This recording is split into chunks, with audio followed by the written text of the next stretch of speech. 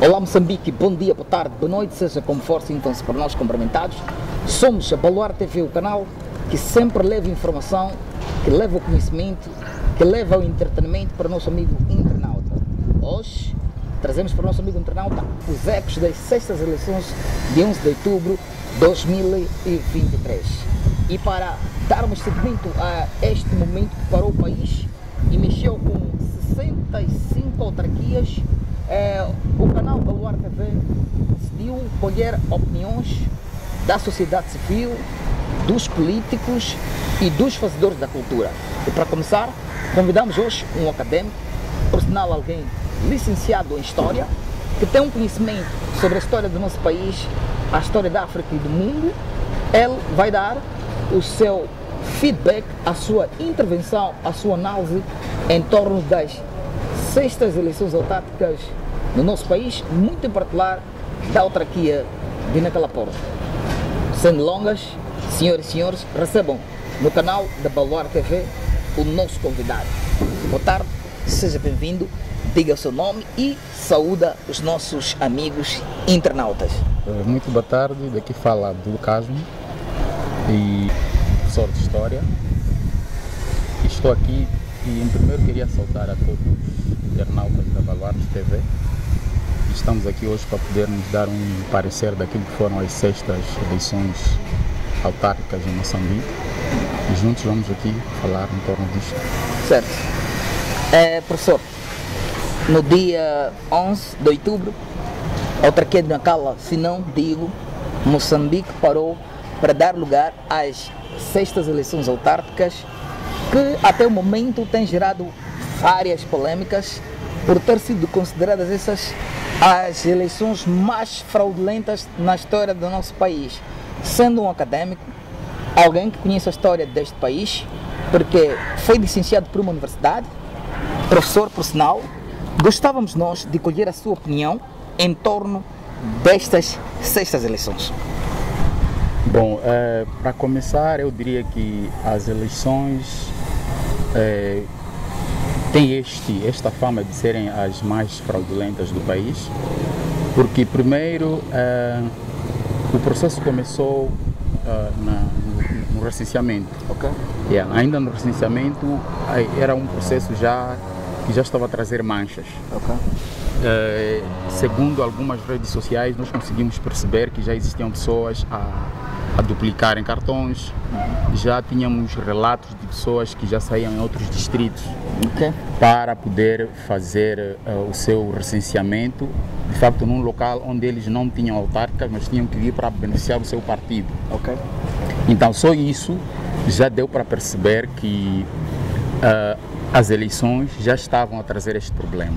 Okay. E o mais triste é nós não vermos vamos lá, alguns órgãos de justiça a tomarem a dianteira perante este problema. Okay. Que já, quer dizer, as redes sociais trouxeram lá, estava lá tudo plasmado com A mais B, que estávamos perante a um processo que já estava manchado.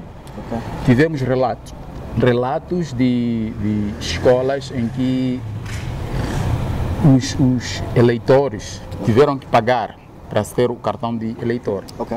Então, todo o cenário já dava para perceber que não teríamos algo assim, digamos, umas eleições livres, transparentes, livres e justas. Certo. Porque, de princípio, já estava a ter esses problemas. Certo. E agora, indo concretamente ao assunto da questão mesmo eleitoral, sim, eu poderia apontar mais sobre a questão enchimento de urnas. Okay. A questão de enchimento de urnas. Este processo, ou seja, este problema já tem repercussões. Por quê? Porque ainda não se viu ninguém a ir responder em tribunal por causa da questão de fraudes eleitorais. Certo. Então as pessoas já se sentem livres de fazer o que elas podem fazer, porque tem um e outro que há de vir sair impune. Okay. Então por isso eu penso que as pessoas até um dado momento quando recebem essa proposta de fazer enchimentos, de fazer qualquer outra tentativa para poder beneficiar a um determinado partido, Certo. não existe lá alguém para poder levar aquele assunto para o tribunal. Certo. Se calhar isto poderia até a um dado momento desencorajar a certos indivíduos que estão na prática desses ilícitos eleitorais, exatamente. Neste caso, a sua maior sugestão é que os órgãos de justiça precisam atuar mais de forma a desencorajar a ideia de enchimento de urnas. Exatamente. Certo. Exatamente. Ok. Depois, outro aspecto que nós conseguimos perceber, que eu pude perceber mesmo depois da altura em que estava-se a fazer a divulgação dos resultados, Sim. até em algum momento, bom, aquilo se calhar foi uma estratégia, não diria, mas usou-se mais um aspecto psicológico, Certo. que de algum momento funciona quando se trata digamos, de fraude eleitoral, não diria, mas aspectos psicológicos que têm a ver mais com a questão publicitária, por aí em diante. É assim, logo nos primeiros minutos que alguns órgãos de informação estavam a divulgar os resultados de um determinado partido, Certo. depois tu ias para redes sociais, por exemplo, tu ias para por exemplo, televisão 1, Certo. vamos supor, falava que um determinado partido estava a ganhar as eleições. Ok. Tu te conformavas. Certo. Mas depois, um dado momento, recebias uma informação no telefone que não, a mesma escola que um determinado órgão de informação está a falar do seu resultado, ou seja, em vantagem, uma outra televisão vinha a recusar. Certo. Que não, nessa escola, quem está a ganhar agora é o fulano de X. Ok. Na mesma mesa, na mesma escola e na mesma mesa. Sim. Então, até dia seguinte, as pessoas foram dormir e acordaram com um pensamento de que um determinado partido estava a ganhar. Ok. Até 8 horas. Certo. E 9 horas, ainda um órgão credibilizado Certo. a desmentir. Ou seja, a desmentir não, mas a trazer um outro resultado. Sim. Então, aquilo parecia um vai e vem. Ok. Tu vias o resultado, por exemplo, do partido Renamo Ok. a perder, por exemplo, em Nampula. Ok. Depois, às 8, Ok. 9 horas, conseguias perceber que a mesma televisão ou ainda outra Ok. a dar vitória a um mesmo partido. Ok. Então as pessoas ficaram, digamos, tanto saturadas com os resultados, como quem diz, seja como for.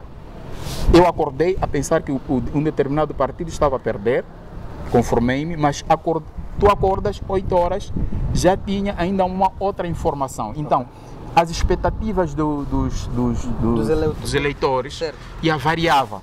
E aquilo chegou um momento onde as pessoas disseram, olha, venha o que vier, aconteça o que acontecer. Certo. Então eu penso que usou-se mais bom, eu não tenho aqui em mente a linguagem própria, Sim. mas usou-se essa tática para poder abater o psicológico das pessoas. Sim. E as pessoas acabaram se conformando com o resultado de um determinado partido. Nesse caso, está a dizer que a mídia teve um papel fundamental na desinformação. Inconfundível. Certo. A mídia teve um papel muito... Qual devia ser a atitude dos órgãos de justiça perante estes flagrantes? Porque nós estamos a dizer que são mídias que faziam isso. Hoje estamos a notar que alguns tribunais estão a inutilizar ou a invalidar o processo eleitoral, mas em determinados momentos tivemos algumas mídias que estavam ali a dar informações fidedignas ou a validar, né, os resultados eleitorais. Qual devia ser a atuação, neste caso, dos órgãos de justiça perante esse tipo de flagrante, visivelmente delito? Exatamente. Primeiro aqui eu diria o seguinte: as eleições autárquicas não são, digamos, não são tanto trabalhosas na questão de anúncio de resultado como as presidenciais. Certo. Eu penso que tinham elementos do STAI suficientes para poderem dar um resultado atempadamente. Certo. Começou-se a fazer a contagem por aí 19h30, 20 por aí em diante. Ok. Eu acredito que até 23h, como já havia acontecido nos outros pleitos eleitorais, até 10h nós já tínhamos o resultado. As pessoas já acordavam festejando. Ok. Mas estas tiveram que levar 3 dias. E não se justifica. Não se justifica. Então nós vamos pôr uma escola onde, vamos lá, tiveram 3.000 eleitores. 3.000 eleitores divididos em mesas. Sim. Pode muito bem se fazer aquilo muito antes das 10h. Então, só pelo fato da contagem ter passado para dia seguinte, depois o outro dia, isto deu lugar para manobras. Certo.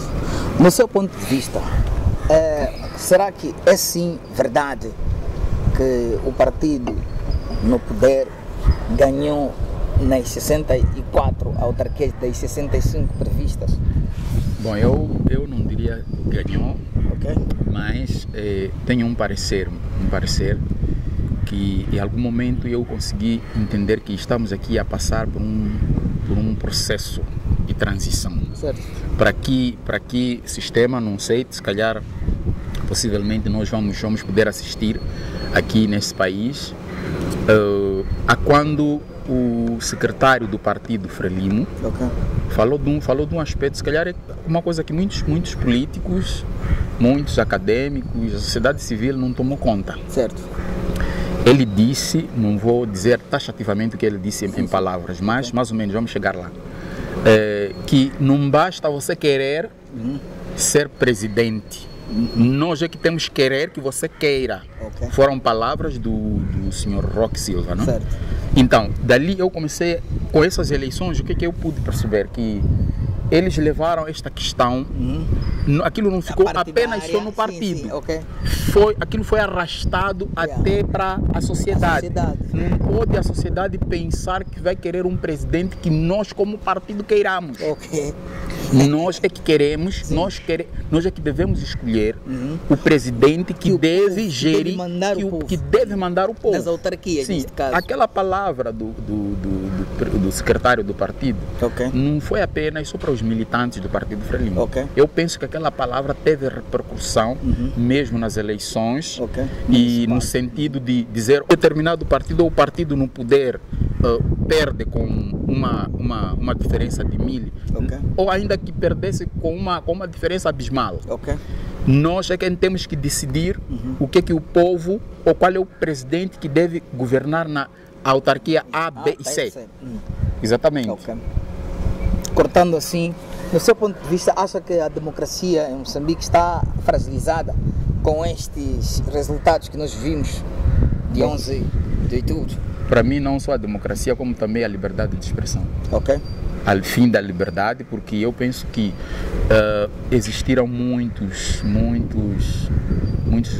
internautas nas redes sociais, onde as pessoas diziam se era para nós votarmos, escolhermos a quem nós pretendemos, okay, por que hoje vocês, de forma deliberada, dizem que o partido X é quem ganhou? Okay. Então isso aqui, estamos perante a uma situação onde o povo, ou seja, o eleitor, né, neste caso, estamos a ver aqui a liberdade de escolha fragilizando-se. Sim.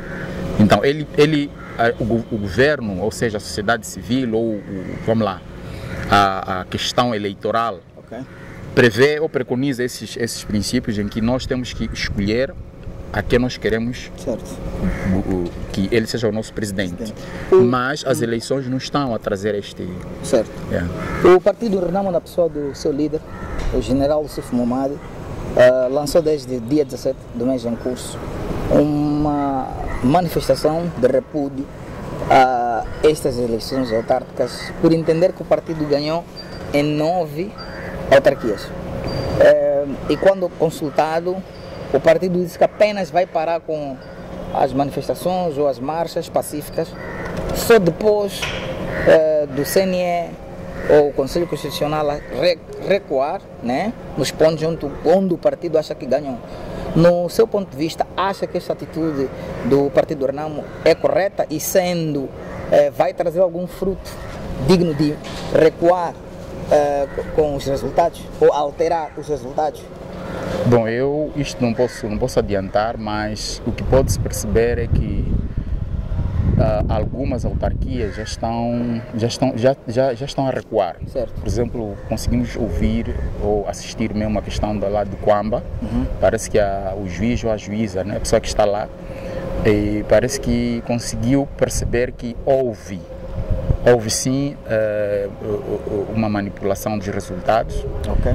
Agora, é preciso perceber que os tribunais, estão lá os juízes. Sim. E os juízes são indicados, Okay. São indicados pelo partido no poder. Sim. Então, muitas das vezes, pouca ou nada podem fazer pelos resultados já lançados. Sim. E em relação à manifestação, acha que é uma opção acertada por parte da oposição? Bom, a manifestação acertada, eu penso que sim. Como um partido que quer reclamar, sim. quer reivindicar os seus direitos, sim. Até lá está tudo bem, mas não sabemos até que ponto. Okay. Porque não basta apenas só dizer que as pessoas vão manifestar até quando? Sim. Chega um dado momento que, se tu fores a ver, o número reduz cada vez mais. Okay. Tu sais hoje para manifestar, depois vez uma coisa, terça-feira, quarta, vais manifestar, okay. O número vai reduzindo, depois chega uma altura que vão ficar 10 pessoas, 5, então aquilo vai ficar mais. Então é preciso trazer um plano concreto. Certo.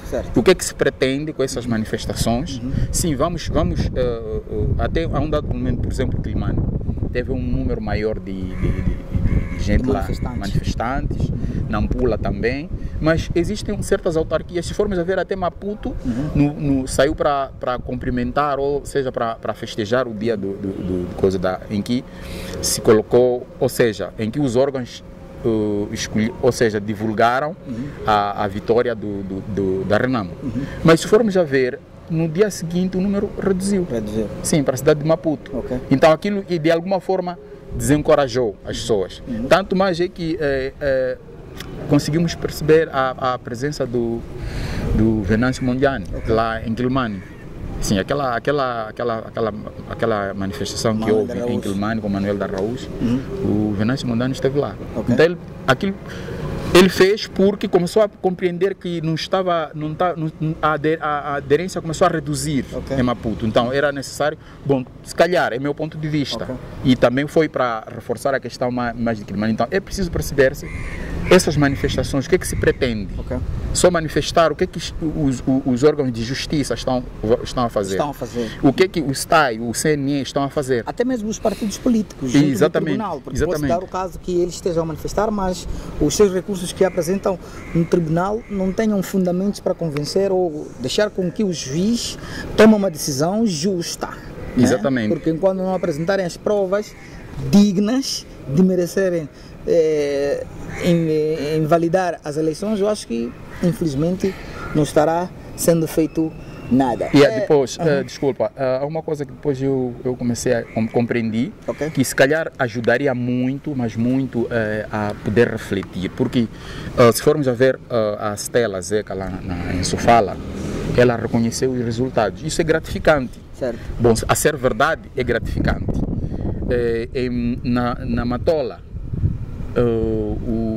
o candidato pelo MDM felicitou ao partido Renamo. Então eu penso que se calhar os partidos, vamos lá, principalmente o MDM neste, okay, caso, para aqueles indivíduos que foram concorrer, os seus cabeças de lista, estariam a reforçar, por um lado, para, quer dizer, por exemplo, em Quilimane, o indivíduo que esteve lá para o MDM, se ele de facto reconhece que perdeu, estão lá dois, e o Frelimo Renamo lutando, eu penso que este indivíduo do MDM tem que ir lá dizer, ir lá legitimar, dizer, eu perdi sim, mas dou a vitória, dou a vitória ao partido Renamo, certo, porque eu como também estando dentro do processo, certo, consegui perceber que passou o fulano de X. Certo. E aí isso também vai em algum momento ajudar as pessoas a poderem refletir muito bem sobre a questão das manifestações. E porque estamos naquela porta, eu acho que há necessidade de termos também uma opinião em torno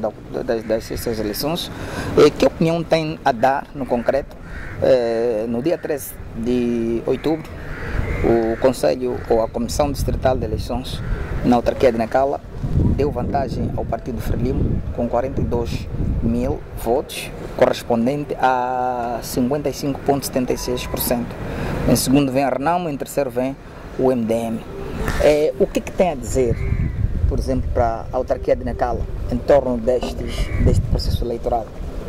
Bom, o que tenho a dizer a Nacala, diria também o que eu tenho a dizer para Nampula, no contexto geral, Nampula, Quelimane, Maputo, Matola, por aí em diante. Então eu penso que vendo a questão, digamos, a questão de manipulação dos resultados, okay. Quer dizer, conseguimos levantar, ou seja, conseguimos apontar a cidade de Maputo, Matola, por aí em diante. Se calhar em vários outros distritos também aconteceram, mas não houve aquela visibilidade, sim, não houve aquele impacto como houve em Nampula, onde temos os números.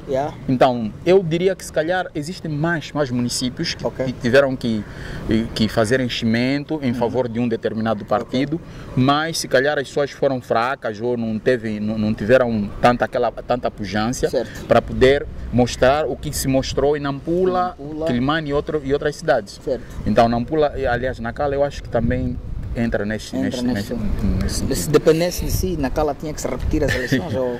Bom, eu penso que não só Nacala, tinha que se repetir. Agora, a questão de repetir também é um outro entretanto, não? Certo. É outro entretanto. Ok. Certo.